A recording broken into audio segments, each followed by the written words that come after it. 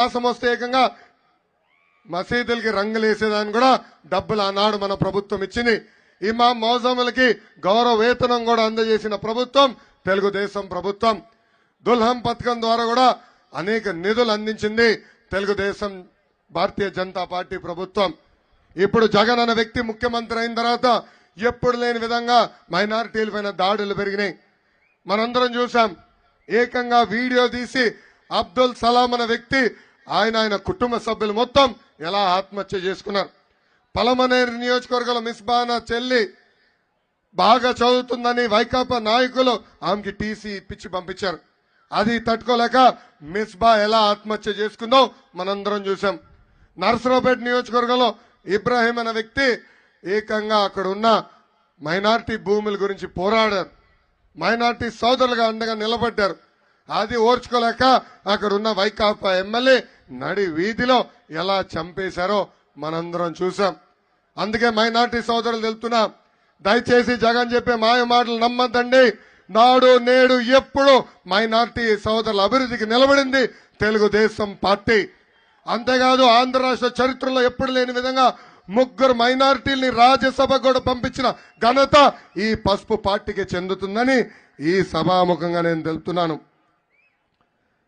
అనంతపూర్ జిల్లా అంటే మా కుటుంబానికి చాలా ప్రేమ. విశ్వవిఖ్యాత నట సార్వభౌమ స్వర్గీయ శ్రీ నందమూరి తారక రామారావు గారిని ఈ గడ్డ పైన గెలిపించి ముఖ్యమంత్రిగా పంపించింది అనంతపురం జిల్లా. మా మావేని నందమూరి హరికృష్ణ గారిని కూడా శాసనసభకి పంపించింది ఈ అనంతపూర్ జిల్లా. ఇంకొక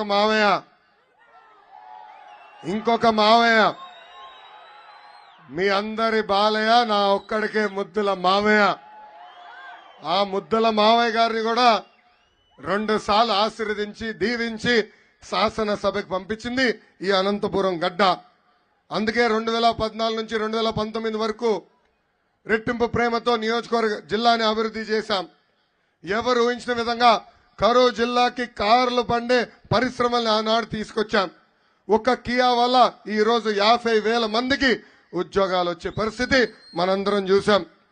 ఇంతేకాదు 2014 నుంచి 19 వరకు పెద్ద ఎత్తున రైతులను ఆదుకున్నాం. పెద్ద ఎత్తున డ్రిప్ ఇరిగేషన్ సబ్సిడీ ద్వారా కూడా అందజేశాం. ఏకంగా హార్టికల్చర్ హబ్ గా తీర్చిదిద్దాం. ఆనాడు వర్షాలు పడపోతే ఒకే సంవత్సరంలో 2,000 కోట్ల రూపాయలు ఇన్పుట్ సబ్సిడీ ఇచ్చి అనంతపూర్ జిల్లా రైతుల్ని కూడా ఆదుకుంటాం జరిగింది. ప్రజలందరూ ఒకటి విషయం ఆలోచించాలి. ఒక ప్రిజనరీ జగన్ కి విజనరీ బాబు గారి మధ్యన ఉన్న తేడా. ఆనాడు బాబు గారు ముఖ్యమంత్రిగా ఉన్నప్పుడు 600 ఎకరాలు భూసేకరణ చేసి 2 సంవత్సరాల్లో కియా ఫ్యాక్టరీ కట్టించి పెద్ద ఎత్తున ఉద్యోగాలు కల్పించారు. అదే జగన్ తండ్రిని అడ్డంగా పెట్టుకుని లేపాక్షి పేరుతో 8,844 ఎకరాలు భూసేకరణ చేశారు. సైన్స్ సిటీ పేరుతో ఇంకొక 8,000 ఎకరాలు భూసేకరణ చేశారు. అంటే దాదాపు 17,000 ఎకరాలు భూసేకరణ చేశారు.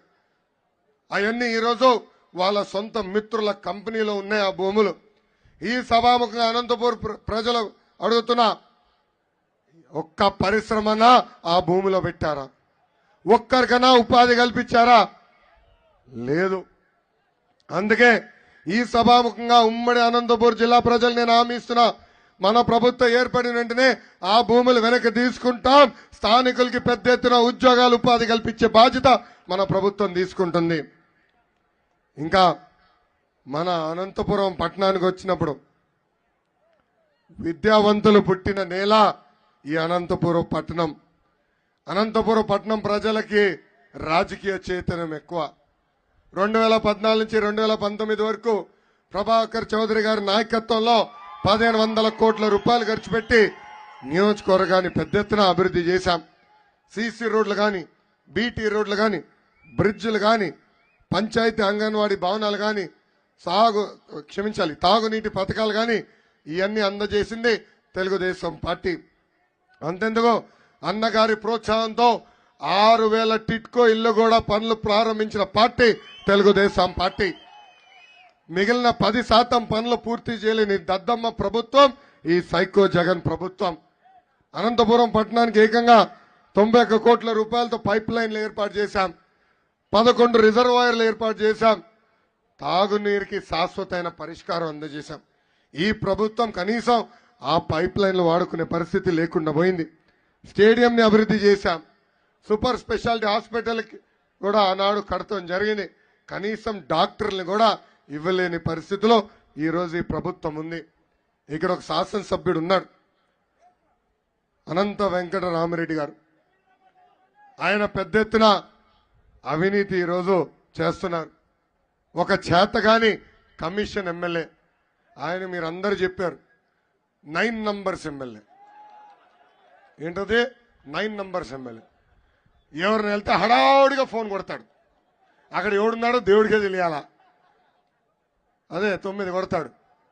అక్కడ ఏం జరుగుతుందో ఎవడు తెలీదు, కానీ బిల్డప్ మటుకు ఇస్తాడు. అంటే జగన్ అక్కడ బిల్డప్ ఇస్తున్నాడు కదా, అదే స్థాయిలో ఈయన బిల్డప్ ఇస్తాడు. ఏ ఒక్క పని జరగదు. అందుకే చెప్పా, చేతగాని ఎమ్మెల్యే ఈరోజు ఇక్కడ ఉన్నాడు. పెద్దలు చెప్పారు, ప్రభాకర్ చౌదరి గారు, మా జిల్లాకి చెందిన ఒక పాపాల పెద్దిరెడ్డి ఉన్నాడండి. ఏంటది?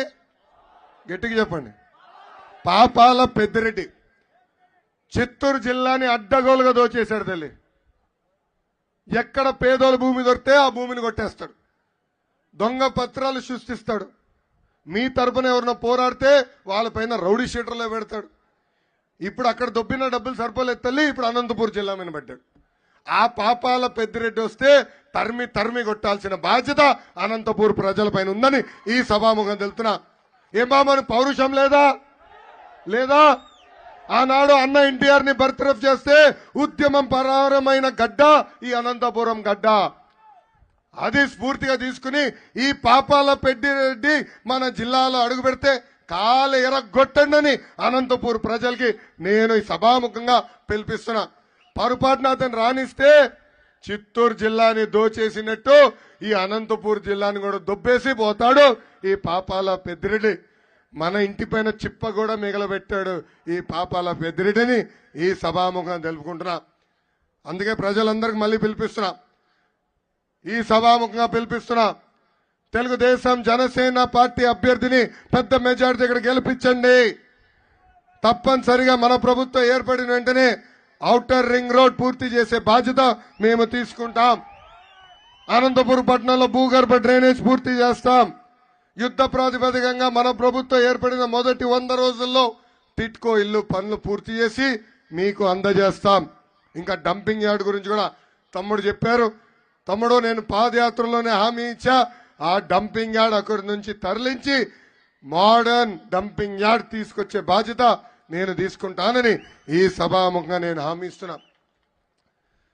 తెలుగుదేశం పార్టీ బలం, తెలుగుదేశం పార్టీ కార్యకర్తలు, నాయకులు పార్టీ వీడి వెళ్ళినా నమ్ముకున్న పసుపు జెండా కోసం అండగా నిలబడింది తెలుగుదేశం పార్టీ కార్యకర్తలు.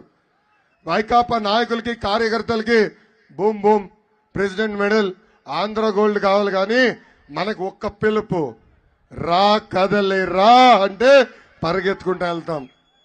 నాకు అక్క చెల్లెలు లేరు, అన్న తమ్ముడు లేరు, కానీ అన్న ఎన్టీఆర్ 60 లక్షల మంది అక్క చెల్లెలు అన్న తమ్ముడు నాకు కార్యకర్తల రూపంలో ఇచ్చారు. ప్రతి కార్యకర్తని నా గుండెల్లో పెట్టుకుని కాపాడే బాధ్యత నేను తీసుకుంటానని ఈ సభాముఖంగా కార్యకర్తలందరికీ హామీ ఇస్తున్నా. గత 5 సంవత్సరాల్లో మన పైన అనేక కేసులు పెట్టారు.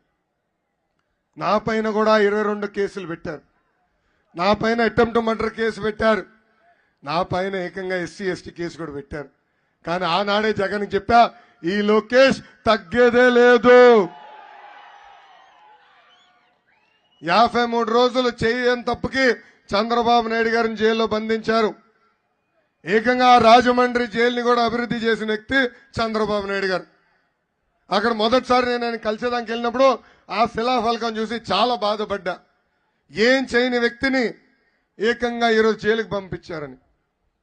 ఆనాడు 3,000 కోట్ల రూపాయలు అవినీతి అన్నారు. దాని తర్వాత 270 కోట్ల రూపాయలు అవినీతి అన్నారు. ఇప్పుడు 27 కోట్ల రూపాయలు, అది కూడా పార్టీ అకౌంట్లోకి వచ్చిందని చెప్పే పరిస్థితి మనం అందరం చూస్తున్నాం. అందుకే అందరూ ఆలోచించాలా తల్లి, మీ తరపున పోరాడుతున్న ప్రతి తెలుగుదేశం పార్టీ కార్యకర్తని జన సైనికుల పైన దొంగ కేసు పెడుతుంది ఈ ప్రభుత్వం. ఆనాడు బాబు గారిని అరెస్ట్ చేస్తే నాకు ఫోన్ చేసిన మొదటి వ్యక్తి పవన్ అన్న. ఆనాడు చెప్పారు, లోకేష్ నీకు అండగా నిలబడి